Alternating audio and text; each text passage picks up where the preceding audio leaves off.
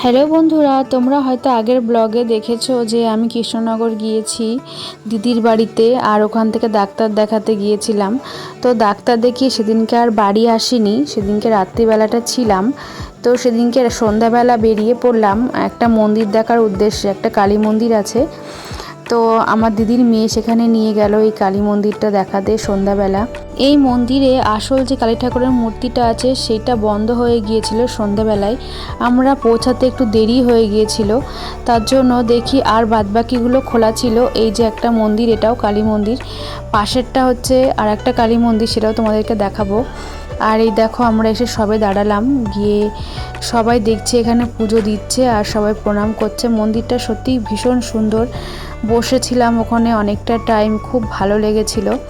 তো দেখো সবাই মন্দিরে ঢুকলাম, আর এই যে আরোহী দেখতেই পাচ্ছ ঘুরে ঘুরে বেড়াচ্ছে, মন্দির দেখে ভীষণ মজা পেয়েছে।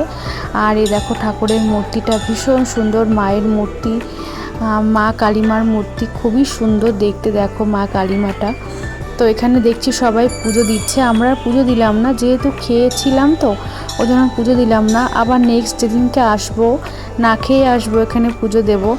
কিন্তু ভগবানকে কিছু টাকা দিলাম, আর এখানে বসেছিলাম, বসে বসে একটু পুজো দেখলাম। তো দেখতেই পাচ্ছ আমি এসছি, বোন এসছে, আর আমার দিদির মেয়ে এসছে, সোনাকে নিয়ে এসছি, আরোহীকে।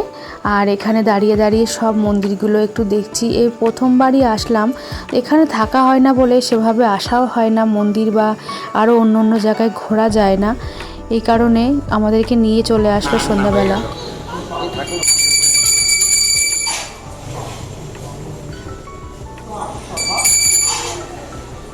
মন্দির থেকে হাঁটতে হাঁটতে চলে আসলাম একটু বাইরের দিকে।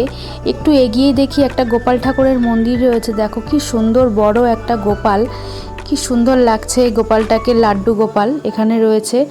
আর এখানে আমরা দাঁড়িয়েছিলাম গোপালটাকে দেখার জন্য। এখানে কীর্তন হচ্ছিল, আর কীর্তন বলতে কি মাইকে কীর্তন চলছিল। আর এখানে দেখো আরোহীকে নিয়ে একটু ছবি তুলছি, দেখো আরোহী নাচছে।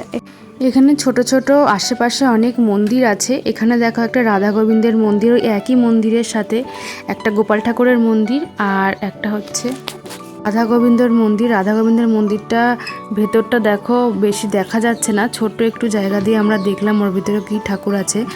তো সামনে একটা পার্ক আছে, বোন বলল যে চল পার্ক থেকে ঘুরে আসি। তো আমার দিদির মেয়েও বলল যে পার্কটা খুব সুন্দর, চল তোদেরকে দেখিয়ে নিয়ে আসি।